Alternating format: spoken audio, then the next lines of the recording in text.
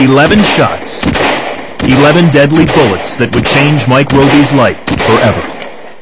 Early one Saturday morning in May of 2001, two gunmen entered the pizzeria Mike owned and tried to rob him.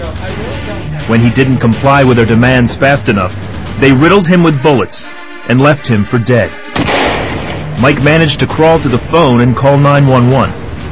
Medevac transported him to the hospital, but paramedics didn't even expect him to survive the trip. Mike's sister remembers her reaction to the news. Absolutely devastating.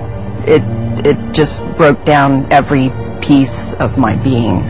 Mike's parents in Hawaii got the call at 3 a.m. I just prayed to God that he wouldn't take him, that he'd let him live.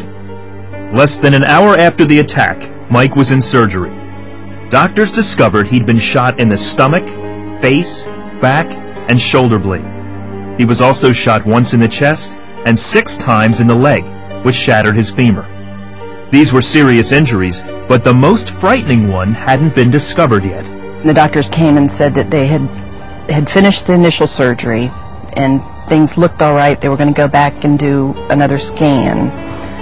And that's when they found the bullet that had lodged or traversed around the spinal cord. One of the bullets had passed through Mike's stomach and lodged in his spine. Doctors told his family that even if he survived, which was doubtful, Mike would certainly never walk again. They really did not think he was going to make it. Prayer chains started immediately across the country and even overseas. Mike's friends and relatives joined together to pray.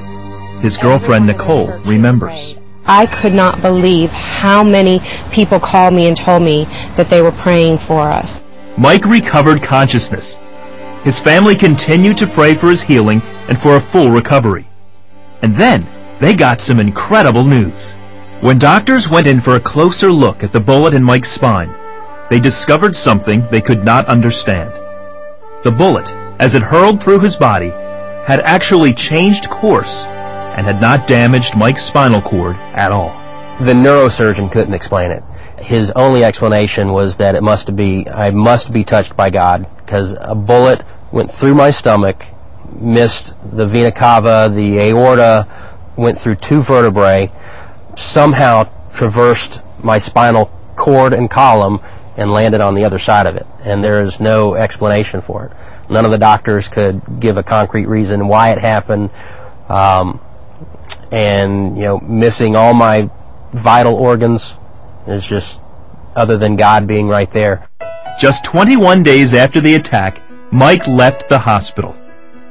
Today, he's married to Nicole, and they have 2 beautiful children. He and his family are still amazed at what the Lord has done. I knew that the Lord would save him, and he did. It's a miracle. It really is. I am a product of prayer.